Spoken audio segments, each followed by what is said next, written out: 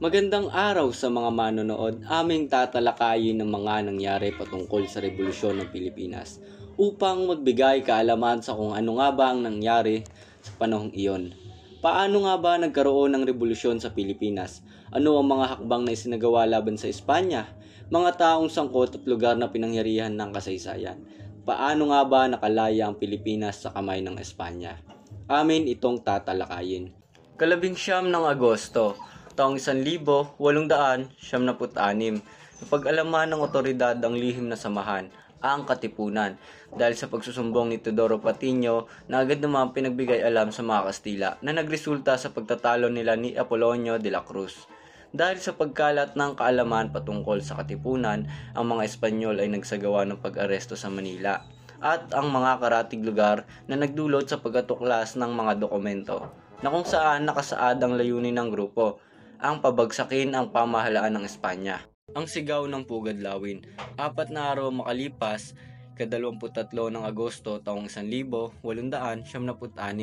sa pagtitipon-tipon ng mga miyembro ng Katipunan, ang pinuno ng samahan ng hukbo na si Andres Bonifacio, nagkaroon ng pagpupulong, napag-usapan at napagpasyahan na pilasin ang mga sedula na kanilang pagkakakilanlan bilang isang mamamayan sa ilalim ng pamumuno ng Espanya at isinigaw ang katagang Mabuhay ang Pilipinas, hudyat ng revolusyon laban sa Espanya. Ika-30 ng Agosto taong 1876, isang linggong makalipas ang sigaw sa Pugad-Lawin, pinangunahan ni Andres Bonifacio ang paglusob sa mga Katipunero sa Espanya, garrison sa San Juan del Monte. Nagkaroon ng maalab na sagupaan ngunit sa kabila ng kanilang matinding paglaban, napasailalim sila sa pagkatao. Gayunpaman, ang labanang ito ang unang dakilang paghaharap sa pagitan ng Pilipino Revolusyon at ng kolonyalistang hukbong Espanyol. Pagbitay kay Jose Rizal, ika-30 ng Disyembre taong 1896. Si Jose Rizal, isang pambansang bayani at pangunahing haligi ng kilusang propaganda, ay dinakip at dumaan sa paglilitis dahil sa paratang na siya ay may kinalaman sa himagsikan. Noong ika-30 ng Disyembre taong 1896 sa Luneta Park, siya ay walang awang binitay sa pamamagitan ng firing squad. Ang kanyang marangal na kamatayan ay lalong nagpaliyab sa damdamin ng mga revolusyonaryo. Nagbigay ng alab sa kanilang diwa at nagsilbing sagradong tanglaw sa kanilang walang humpay na pakikibaka para sa kalayaan at kasarinlan. Kain ang Teros Convention noong ika-22 hanggang 23 ng Marso taong 1877. At ito ang nangyari. Nagtipon ang mga pinuno ng Katipunan sa Teros, Cavite upang itatag ang revolusyonaryong pamahalaan. Sa botohan, naalal si Emilio Aguinaldo bilang Pangulo, habang si Andres Bonifacio naman ay nabigyan ng mababang posisyon. At dahil dito, tinutulan ni Bonifacio ang halalan na mantong sa kanyang pag-aresto at pagbitay sa utos ng pamahalaang Aguinaldo.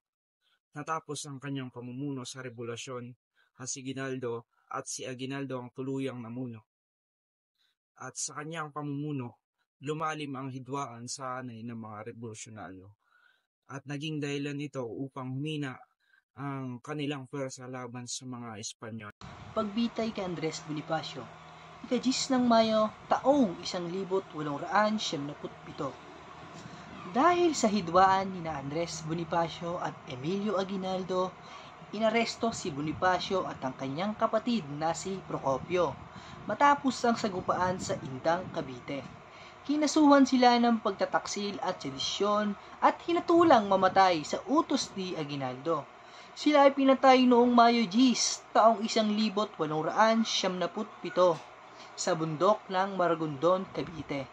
Hanggang ngayon, pinagtatalunan kung makatulungan ba ang kanyang pagbitay dahil siya ang orihinal na nagtatag ng Katipunan. Ang kasunduan sa Biak ng Bato ay ika-14 ng Disyembre taong 1897.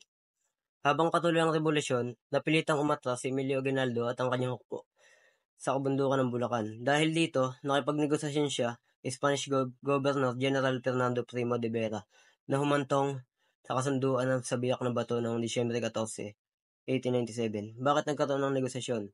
Ano ang mga naging kasunduan? Ang mga naging kasunduan ay naglalaman una, tigil putukan sa pagitan ng mga revolusyonaryong Pilipino at mga Espanyol. Pangalawa, pagtatag ng revolusyonaryong pamahalaan para sa mga Pilipino. Pangatlo, pagpapatapon kay Aguinaldo at iba pang mga pinuno sa Hong Kong, kapalit ng 800,000 na ibibigay sa mga revolusyonaryo bilang bayad pinsala. Napilitang umatras si Aguinaldo sa Bulacan at nakipagnegosasyon kay Primo de Vera na nagresulta sa kasunduan sa Biak na Bato. Pansamantalang napigil ang labanan. Ngunit muling sumiklab noong 1898 nang hindi na tinupad ng Espanya ang kasunduan. Digmaang Espanyol-Amerika. Ika-25 ng Abril, taong 1898. Sumiklab ang digmaang Espanyol-Amerika noong April 25, 1898 nang idineklara Estados Unidos ang digmaan laban sa Espanya. Noong unang araw ng Mayo taong 1898 sa pamumuno ni Commodore George Dewey sa hukbong pagdagat ng Amerika ay lumusob sa Maynila kung saan nagapi nila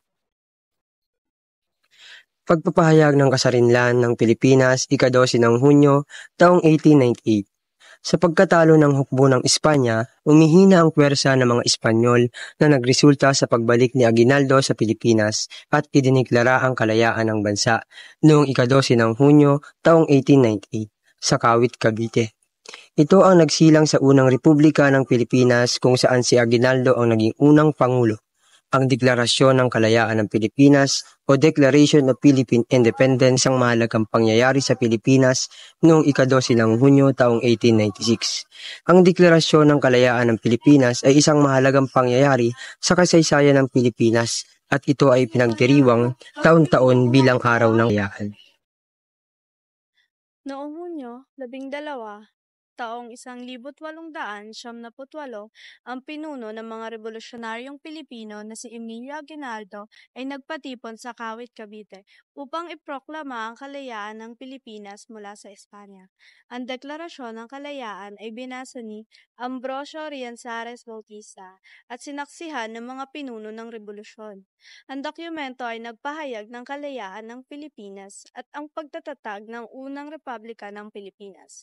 Ang Deklarasyon ng Kalayaan ay resulta ng revolusyon ng mga Pilipino. Ang Deklarasyon ng Kalayaan ay resulta ng revolusyon ng mga Pilipino. Labanan sa Maynila noong Agosto 13, 1898. Ang huling labanan ng himagsikan ay naganap noong Agosto 13, 1890. Nang sakupin ng mga persang Amerikano sa pangunguna ni General Vicimilet ang Maynila mula sa mga Espanyol. Dahil dito, tuluyang natapos ang pamumuno ng mga Espanya sa Pilipinas. Ngunit nagpasimula na naman ang panibagong pananakop ng mga Amerikano. Napag-alaman ng otoridad ang lihim na samahan ng ang katipunan. Dahil, ano ba yan, Kyle? Huwag mo ilong tap, iganyan mo agad oh.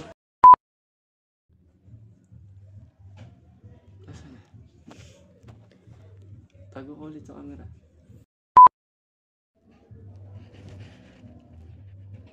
Dito. Yan. Pakita ko kay Hector. Game na yan ah. Oo, game na daw. Na-start ko na kasi. Tatanggalin mo na lang yun. Huwag ka na lang ulit. Diriwang taon-taon bilang araw ng kalayaan.